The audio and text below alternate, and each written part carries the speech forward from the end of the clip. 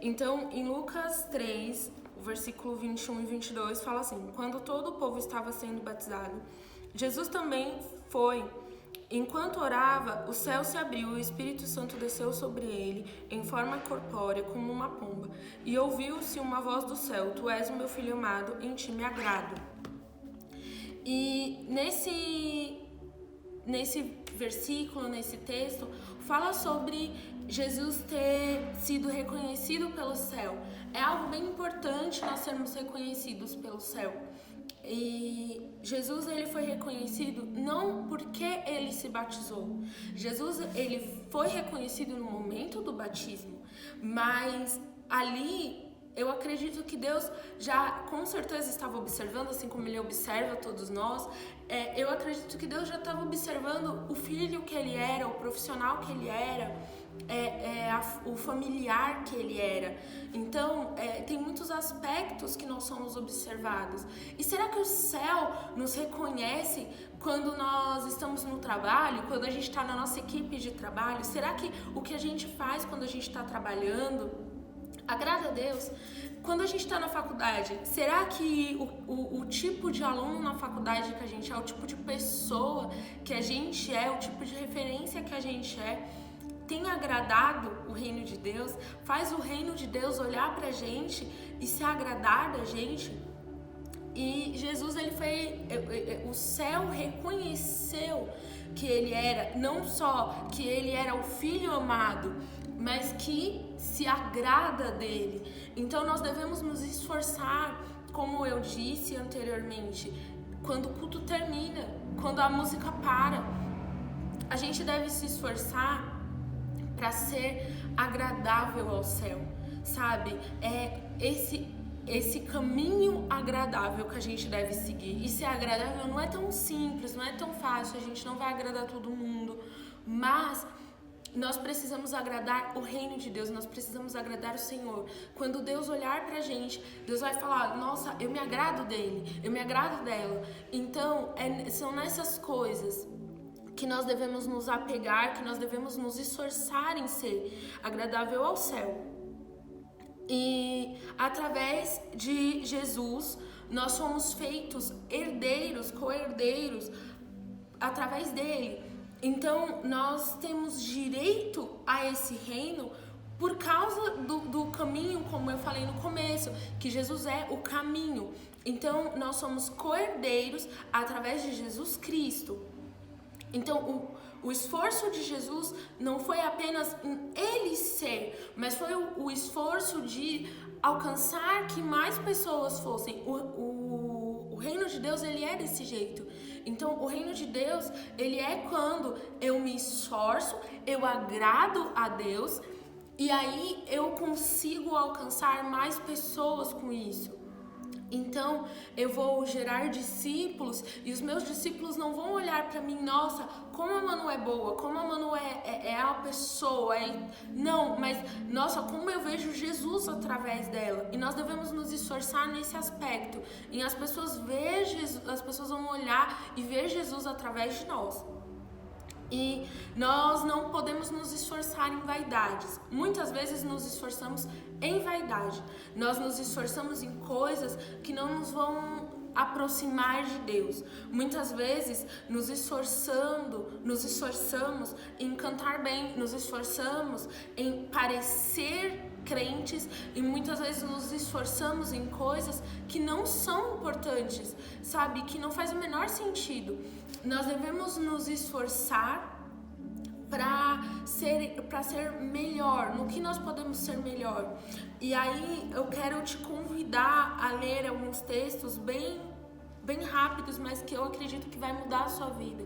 Esses textos têm mudado a minha vida todos os dias. Todos os dias eu leio e eu recebo uma revelação, eu recebo um entendimento de algo extremamente novo. Que nós devemos investir tempo em oração. Nós devemos nos entregar a um tempo de oração. Em Mateus 6:9, um texto que todos conhecem, que é a oração do Pai Nosso, né? Que é: portanto, quando orareis, assim, Pai nosso que estás no céu, santificado seja o teu nome, venha a nós o teu reino, seja feita a sua vontade, assim na terra como no céu. O pão nosso de cada dia nos dai hoje, perdoa as nossas dívidas, assim como nós perdoamos os nossos devedores, não nos deixe cair em tentação, mas livra-nos de todo mal, porque teu é o reino, o poder e a glória para sempre. Amém. E esse texto, ele nos ensina a orar. Se você pegar esse texto e todos os dias você orar um versículo desse texto, do 9 até o 13, você lê e você orar todos os dias, você vai perceber que a sua oração sempre vai ter alguma coisa a mais, sabe? Sempre vai ter em reconhecimento de o Pai, que ele seja glorificado, ele seja honrado. Vamos reconhecendo que dele é toda a honra, toda a glória e não nossa. Como eu falei, nós não devemos nos esforçar nas nossas vaidades, mas nós devemos nos esforçar em honrar o Senhor. Nós devemos honrar o Senhor. Muitas vezes nós estamos fazendo algumas coisas onde nós não honramos a Deus. E Jesus mostra o tempo todo sobre a importância de honra. Nós precisamos honrar o Senhor. E essa oração, ela vai nos ensinar isso. Lucas 11, no versículo 2, fala sobre isso também. Em Mateus 6, no versículo 16, vai falar a respeito do jejum, do versículo 16, 17 e 18. E aqui vai falar a respeito de aparência quando você está jejuando. Muitas vezes tem um aspecto, tipo assim, eu tô jejuando. Ai, vamos, e aí, vamos comer uma pizza? Ai, não posso porque eu tô jejuando. Então, ore, jejue, mas mantenha uma aparência saudável. Eu acho incrível que esse texto, falando sobre o jejum, ele fala isso, sabe? Tem uma aparência saudável, vista-se bem, acorde, vista-se bem, se arrume, jejue, entrega o melhor jejum que você puder, entrega com alegria. Esse é o esforço que você tem que fazer, esse é o esforço que eu preciso fazer todos os dias.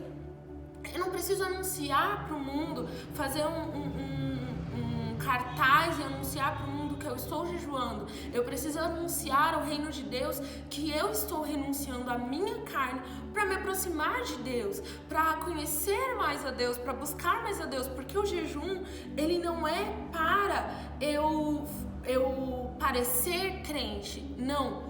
O jejum eu sacrifico a minha carne para agradar a Deus, para me aproximar de Deus. O jejum, ele é isso. A vida de oração, ela é essa. Você renuncia a algum momento que você ia estar fazendo alguma outra coisa para estar buscando Deus, sabe? Eu entendo que nós oramos sem cessar, que nós buscamos o Senhor o tempo todo, mas tenha um tempo de qualidade com o Senhor. Busque o Senhor de todo o seu coração, verdadeiramente. Isso é muito importante. E sobre obediência, em João 14, 23, vai falar a respeito de obediência. Muitas vezes nós nos apegamos a tantas coisas e nós esquecemos que nós devemos ser obedientes. No versículo 23 e 24, Jesus respondeu: se alguém ama, guardará a minha palavra, meu Pai o amará e viremos a ele e faremos nele morada.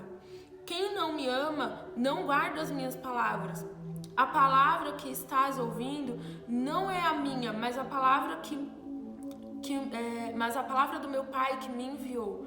Então, aqui ele fala a respeito do ouvir a palavra, amar a palavra e viver a palavra, sabe?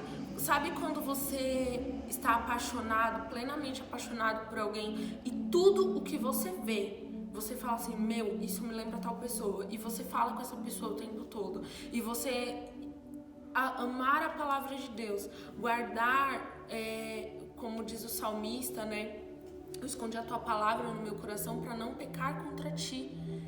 Aqui Jesus está falando sobre isso, sabe? Eu vou amar a palavra de Deus, eu vou meditar na palavra de Deus.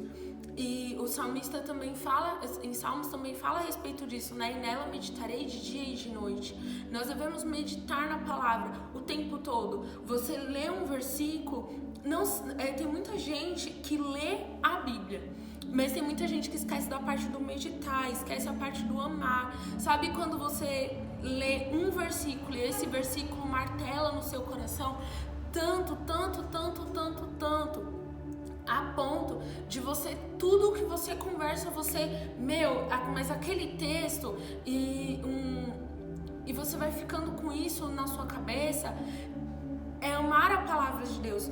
Isso é nos esforçar, como Jesus falou lá em Mateus 12, que João Batista, ele era um referencial disso. João Batista, ele foi um cara que ele jejuava, João Batista, ele era um cara que ele pregava, ele era um cara que guardava a palavra. Naquele mesmo texto, ali é feita uma referência, nessa parte, nesse trecho da Bíblia, João Batista tinha sido preso por ser a pessoa impactante que ele era, uma pessoa do reino que pregava, que não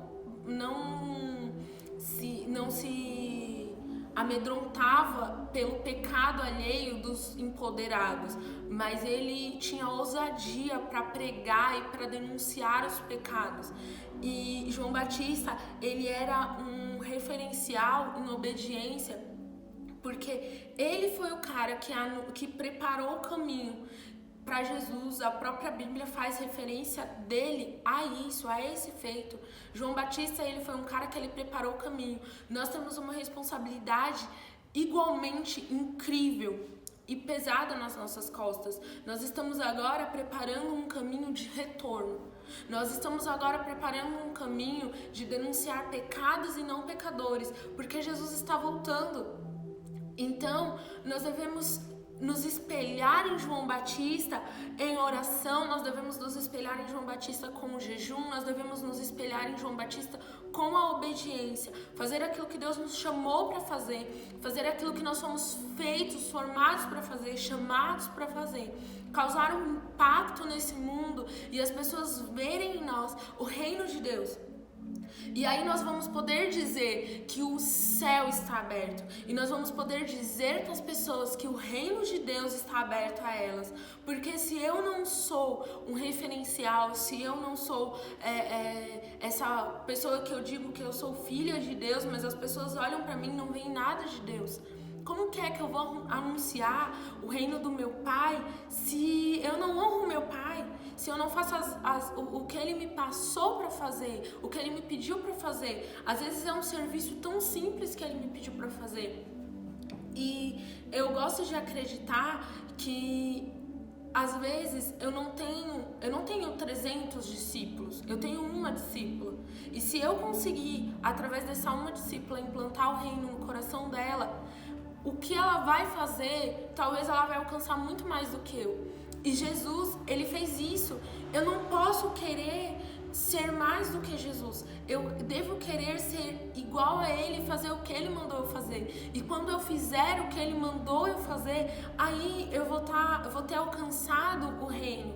Sabe, João Batista, ele fez isso. João Batista, no ventre da sua mãe, ele reconheceu Jesus. Então, é todo um diferencial. Você não se amedronte por ser diferente, mas tenha orgulho disso. O mundo jaz no maligno e você é o diferencial porque você não está no maligno. Então eu convido você a seguir esses passos, sabe? Se esforce, busque o reino de Deus com esforço, sabe?